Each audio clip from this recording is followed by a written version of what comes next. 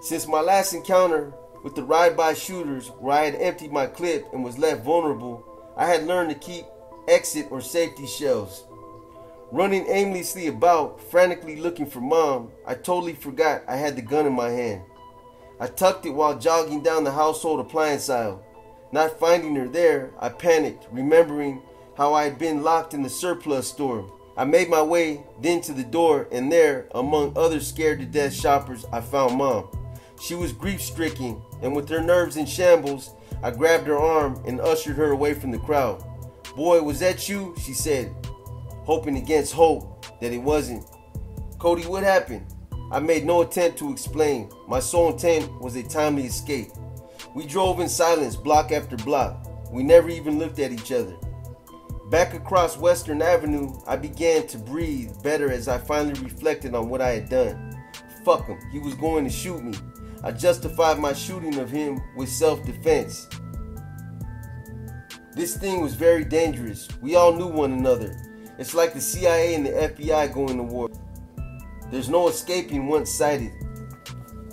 I thought for sure I'd be captured for this one.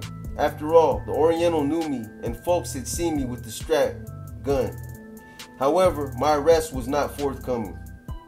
After getting out of camp in 1979, I met Tamu through my brother Kerwin and sister Candice, who all worked together at the 32nd Street Market. Tamu was a looker, tall and graceful, with a smile that shouted for attention. I was naturally attracted. However, she was older than I. In fact, we had nothing in common. She was tall, I was short. She had a job, I was an armed robber. She liked jazz, I liked funk. She had a car, I had a bicycle. She was a drug and alcohol free. I smoked pot and PCP and drank beer. We clicked immediately. Today, she'll say she didn't chase me, but in actuality, she did. Once she and I began to go steady, she let me drop her off at work and keep the car until she got off. Her shift was from 3 p.m. to 10 p.m. My attraction was not physical, but to the fact that she was not of my world. She was a civilian. To me, that was most appealing.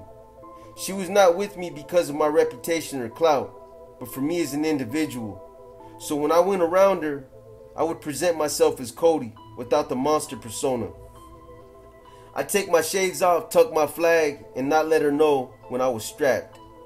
I also would douse myself with some of the expensive cologne Mom had bought me. Later, Tamu told me that I had been using too much, but that at the time, she didn't want to embarrass me, for she saw that I was trying to impress her. I would take Tamu up to the market and kiss her goodbye, drive to the corner, make sure she was inside the store and out of view, then reach for the glove compartment. I'd open it, pull out my flag, put on my Murder Ones dark shades, also called Lokes or Locos, button the top button on my shirt, put my strap in my lap, and then drive on to the hood. I did so many ride-bys, drive-ups, drive-throughs, and chase-aways in her car that it's a wonder she didn't either go to jail or get shot. I guess everyone assumed the car was stolen. Then, too, we left few witnesses. Tamu and I continued to date up until the time she told me she was pregnant. "Pregnant?" I asked in disbelief. "Yes, pregnant," she replied matter-of-factly. I felt so young at that moment, just a baby myself. I panicked, anything but a child. Things had gotten too serious and out of hand. I began to dodge Tamu. "Tell her I ain't here," I would tell my family members when she called or came by. Mom, however, adored her, and they would sit for hours and talk.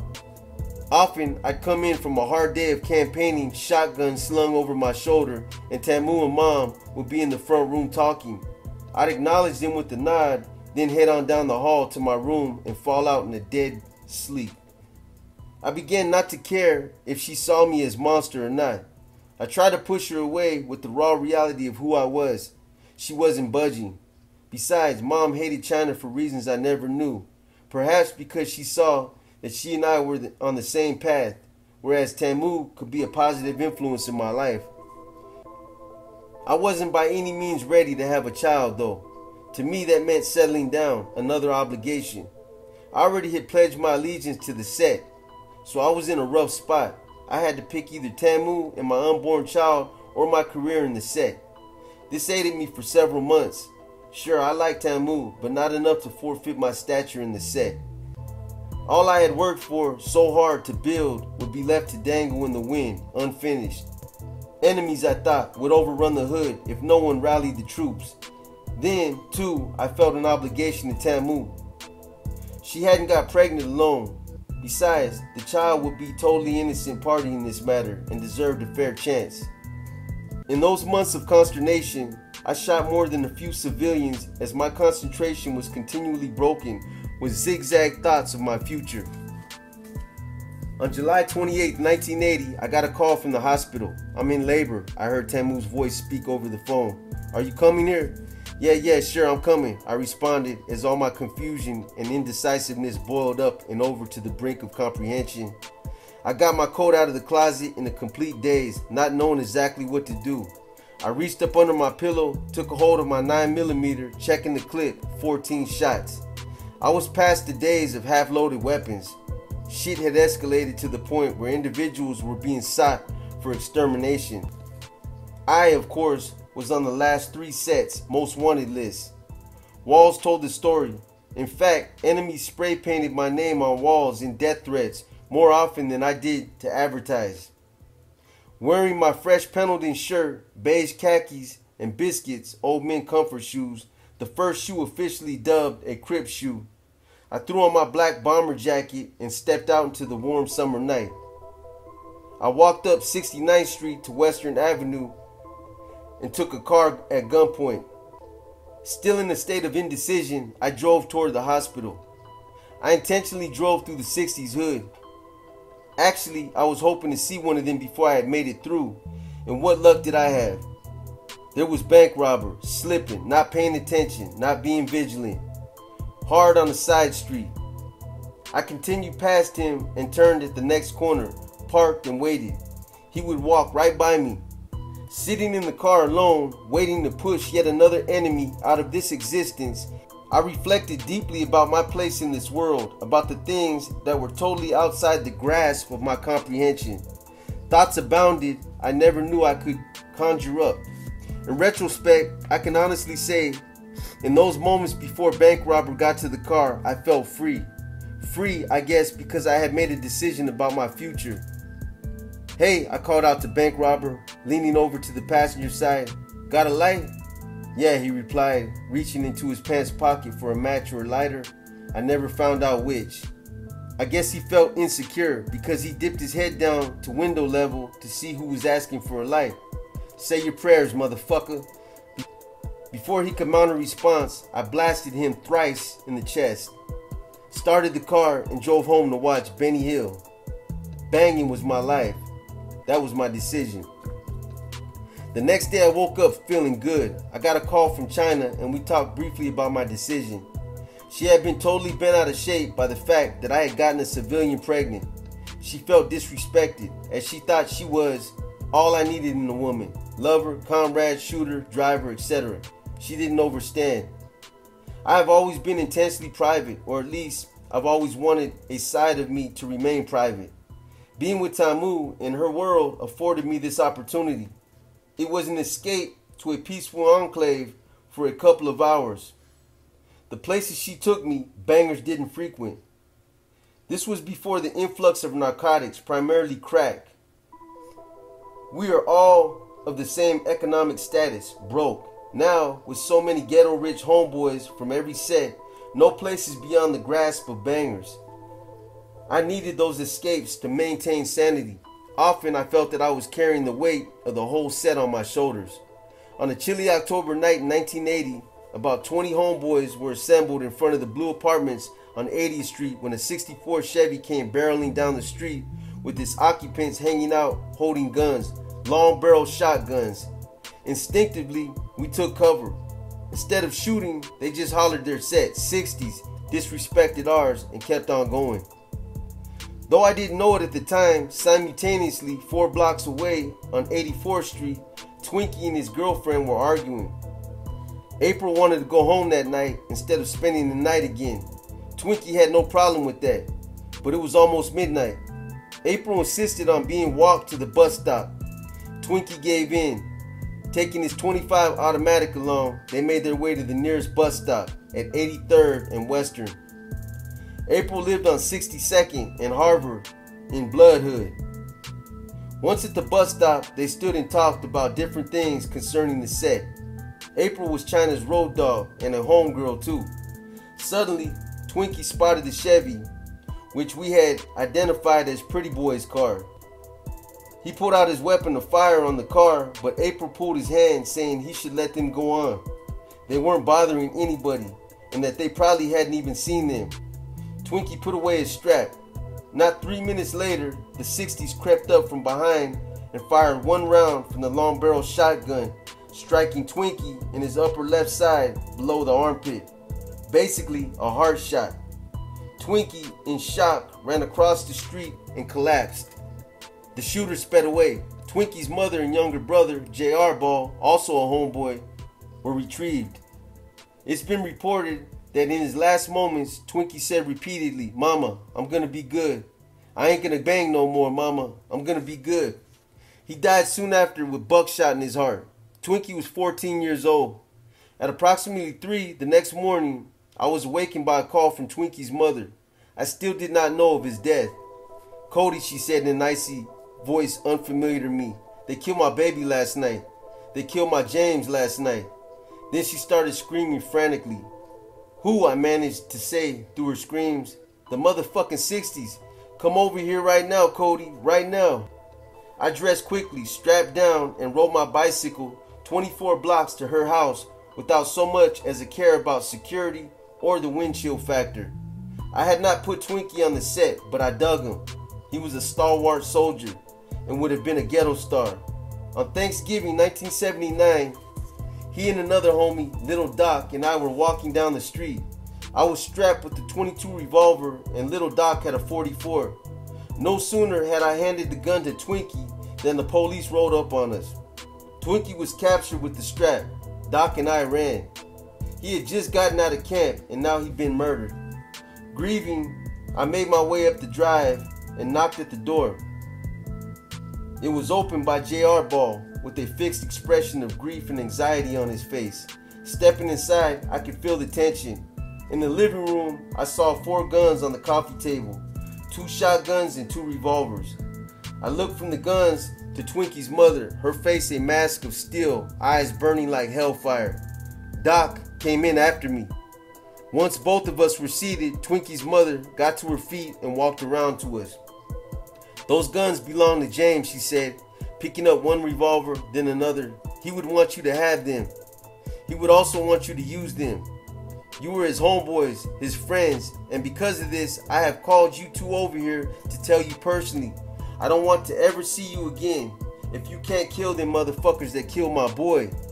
You bring me newspapers, you make the news, but you better do something to avenge my son's death."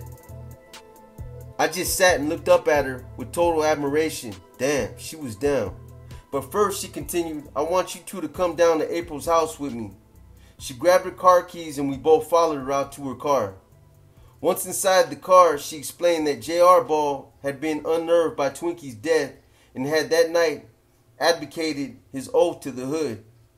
He could not be relied on for a retaliatory strike. In front of April's house, we sat momentarily, then Twinkie's mother got out with the revolver. Standing wide-legged on April's grass, she opened fire, emptying 6 rounds into her house. I thought about doing likewise, but I felt she needed to do that alone. Back in the car, she said she honestly felt that April had set Twinkie up to be ambushed that night.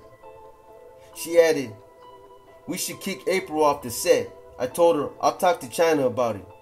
Rumors about April's survival and Twinkie's death spread. Why hadn't April been shot? And why did she instruct him not to shoot? Rumors and ill feelings intensified when April went into hiding. Not long after that, she was specifically targeted and a hit was put on her. We made the 5 p.m. news that day and the day after. On our 3rd night, we found the 60s hood empty. Weaving our way through the streets, we found it hard to believe that they had knuckled under. Not a soul was in sight. We drove down 3rd Avenue by 59th Street School, where they hung, circled the school once, then pulled to a stop and sat idle. peering into the darkness of the schoolyard. The 60s had yet to procure a park and were using the 59th Street School as a meeting place. Hit the corner once more, Frog said from the passenger seat, a .357 Magnum sitting firmly in his lap.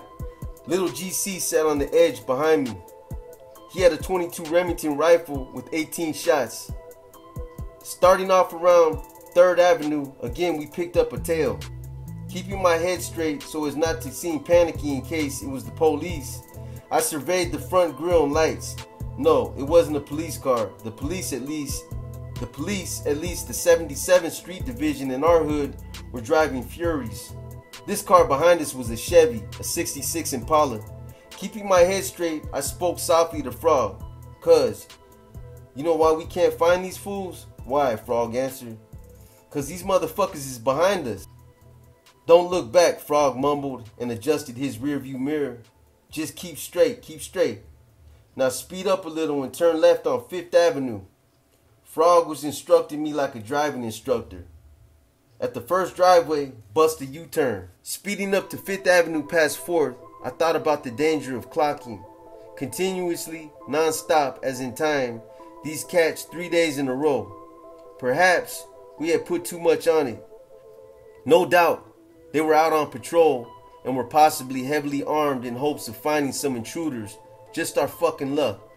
Frog was fresh out of prison and already on the campaign trail. He loved the set intensely. Turning left on 5th Avenue, I made another hard left into the first driveway. No sooner had I backed out and come to a rolling stop at the corner of 59th and 5th than the other car slowly bent the corner in front of us. Had they been good military tacticians, they would have stopped in front of us and prevented our forward motion, while simultaneously having their shooters try to take out the driver to leave the occupants stranded and on foot to be hunted and killed. But no, this was not their tactic. They drove slowly around, coming alongside us but facing the opposite direction. As they inched closer and closer, I said to Frog, shoot those motherfuckers, man." Hold on, he said. Both of us were sitting still in the front seats like we didn't have a care in the world. A little more. Boom, boom. Frog was leaning right over me, shooting into their faces. Powder and cordite flew into my face from the gun cylinders. Pop, pop, pop. I heard from the... You guys like those sound effects? Pop, pop, pop. I heard from behind my head. Little GC was shooting with the .22. Caught by surprise, their driver panicked, punched the accelerator, and hit a light pole, which fell across the hood and roof of the car.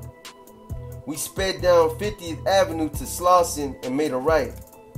When we got to 2nd Avenue, we turned back into their hood, heading over toward our set. I saw 2 of their little homies on bicycles and ran one over. Well, actually not over, but I hit him and he flew a few yards, about 20. He didn't get up before we had gotten off the block. I felt nothing but a sense of duty.